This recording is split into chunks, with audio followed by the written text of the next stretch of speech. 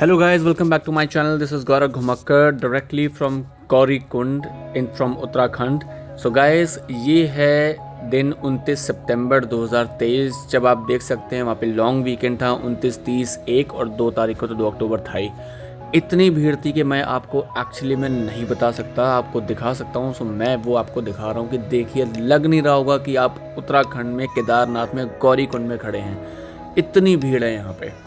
So guys always avoid, कभी भी long weekend होता है please do not travel on long weekends because I am sure India से हर कोई केदारनाथ चाह रहा है because it is a trending destination nowadays.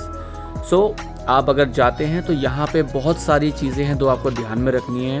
पहला, अगर आप फैमिली के साथ जा रहे हैं try to book a helicopter, that is the best way to reach out to the Kedarnath temple, क्योंकि घोड़े और पैदल दोनों में ही रिस्क है।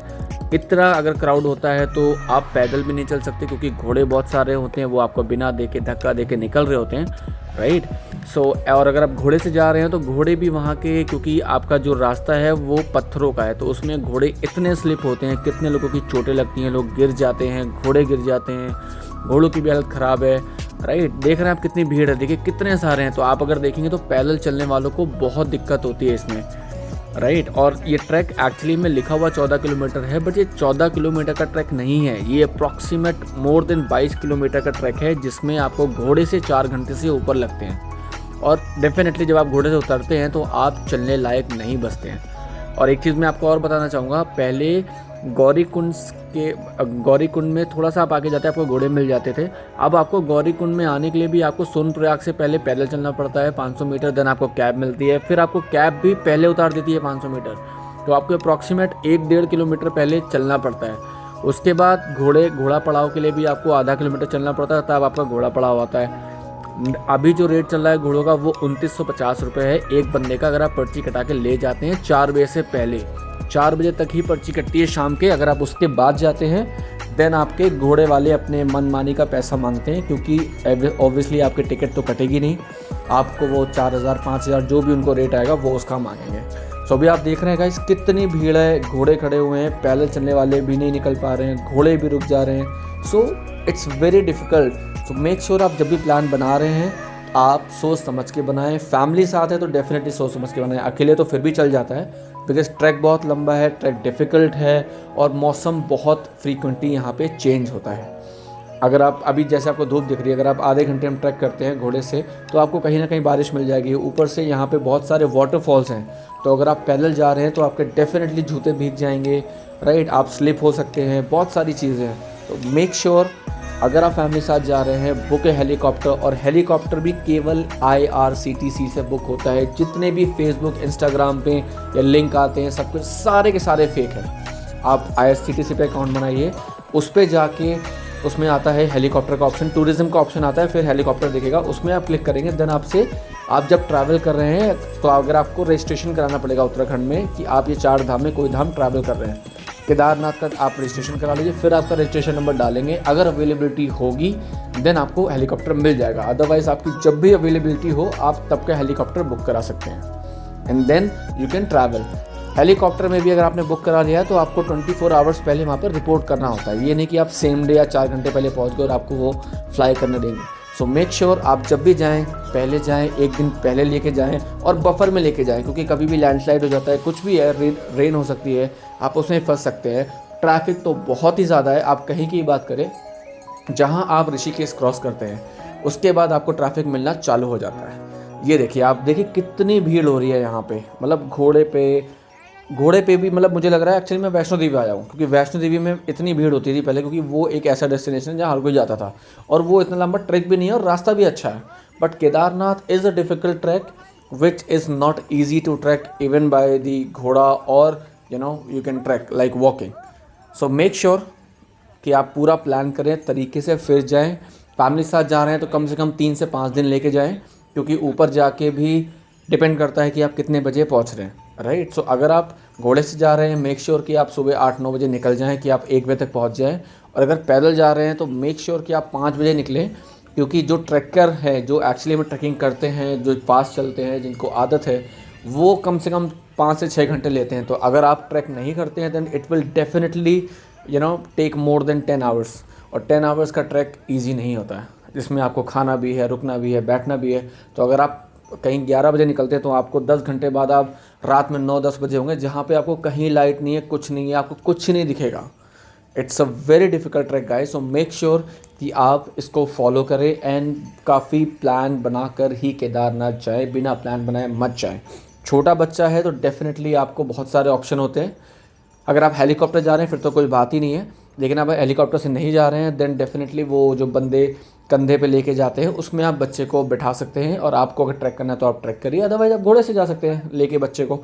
बट अगेन वापसी के लिए घोड़े में बच्चे नहीं है, क्योंकि इट्स मतलब जो आपका ट्रैक है वो बहुत ही स्टेयर्स टाइप है, तो वो बहुत ही स्टीप होता है, जिसमें घोड़ा अगर गिरता है देन आप बच्चे को संभालेंगे या खुद को संभालेंगे, राइट। सो इसलिए जैसे भी जा रहे हैं बस ये ध्यान दें कि आपको अपनी फैमिली को सेफ़ रखना है, अपने आप को सेफ़ रखना है, राइट। और ऊपर से जहाँ पे जब भी जाए मिनिमम 15,000 रुपये कैश पर बंदा आप लेके जाइए, क्योंकि आपके घोड़े के 3,000 रुपये लगते हैं। फिर आपके स्टे के अगर 2 नाइट्स आप रुक रहे हैं तो अगर आप नॉर्मल टेंट वेंट में नहीं रुकते हैं, क्योंकि उसमें आपके 500 रुपये पर बेड या 800 रुपये पर बेड डिपेंड। अभी जब मैं गया तो 300 रुपये की चीज़ मुझे 800 में मिली, राइट। मुझे जो 300 रुपये का लास्ट टाइम बेड मिला था, जिसमें आपका एक हॉल होता है, इसमें 15 से 30 गद्दे पड़े होते हैं, तो वहाँ पे आपको वो पहले 300 में देते थे, अभी मुझे 800 में मिला। सो देखिए आप, बिकॉज़ इतनी ज़्यादा क्राउड था इसलिए इतना महंगा पड़ा। उसके बाद आपको रास्ते में भी खाते पीते जाएंगे तो वहाँ पे आपका सब जगह कैश यूज़ होता है, कहीं पर भी स्कैनर लगे हैं, बट आपके फ़ोन में नेटवर्क आएगा नहीं आएगा। वोडाफोन तो बिल्कुल नहीं चलता है, जियो ही ऐसा एक नेटवर्क है जो चलता है। सो मेक श्योर आप कैश कैरी करें अगर आप फैमिली साथ जा रहे हैं, और घोड़े पे बहुत ही संभल के बैठें, क्योंकि घोड़े से अगर आप गिरते हैं या घोड़ा अगर स्लिप करता है तो आपके बहुत ही बुरी चोट आ सकती है। और ऐसे रास्ते में जहाँ पर कुछ अवेलेबल नहीं है, मैनेजमेंट कुछ नहीं कर रहा है गाइस, ये मैं हूँ। और अभी मैं घोड़े से आई एम श्योर वापस आ रहा हूँ, मैं जाने की वीडियो नहीं है, ये वापसी की वीडियो है कि मैं केदारनाथ से उतर रहा हूँ। और सो गाइस आई होप ये इन्फॉर्मेशन आपको हेल्प करेगी। और अगर किसी प्रकार की कोई भी इन्फॉर्मेशन आपको चाहिए आप मुझे कमेंट में लिख सकते हैं, I can reply you ASAP. 15 अक्टूबर तक ट्राई करें कि उससे पहले ना जाएं, क्योंकि अभी बहुत ज़्यादा क्राउड वहाँ पे आया हुआ है। 15 अक्टूबर के बाद ही प्लान करें, हेलीकॉप्टर से प्लान करें, और एटलीस्ट 2 नाइट स्टे ऊपर प्लान करें, क्योंकि आप इतनी दूर ट्रैवल कर रहे हैं। अगर आप एक दिन के लिए ऊपर जाते हैं और सेम डे वापस आ जाते हैं, नेक्स्ट डे वापस आ जाते हैं, तो आप उस जगह का, उस जो एटमॉस्फेयर है उसका मज़ा नहीं उठा पाएंगे, right? So please make sure you plan well and good so you can enjoy the place, you can enjoy the surroundings and everything. That's why we go to, on vacation, right? Or such places to like Kedarnath Dham. And guys, really Kedarnath एक ऐसा धाम है, जब आप ऊपर पहुंचते हैं तो वो बहुत ही अमेजिंग है। गाइस ये देखिए, मैंने यहाँ पे वीडियो बनाया था जिसमें आपको मैं दिखा सकूँ कि ये रोड कितनी गीली होती है और इसमें कितना स्लिप होने के घोड़े के चांसेस होते हैं। बहुत ज़्यादा घोड़ा यहाँ पे स्लिप करता है, क्योंकि बिल्कुल स्टीप उतर रहे होते हैं, और फिर आपका वो कहीं घोड़े की खाद भी होती है, घोड़े भी पॉटी करते हुए चल रहे होते हैं, तो वो भी सही से, क्योंकि इतना लंबा ट्रैक है तो हर जगह हर बंदा क्लीन करने के लिए नहीं होता है। तो इवन ये जो बंदे ले जा रहे हैं घोड़े पे, ये भी स्लिप कर रहे होते हैं, घोड़े भी स्लिप कर रहे होते हैं, तो आपको बहुत ही होल्ड करके उतरते हो तो बहुत ही होल्ड करके बैठना होता है। चढ़ने में तो फिर भी you can take easy position, but उतरते हुए इट्स स्टीप, सो आपको बहुत ही हार्ड करना पड़ेगा। जब आप उतरते हैं घोड़े से, आपका ट्रैक ख़त्म हो जाता है, तब आप चल नहीं पाते हैं।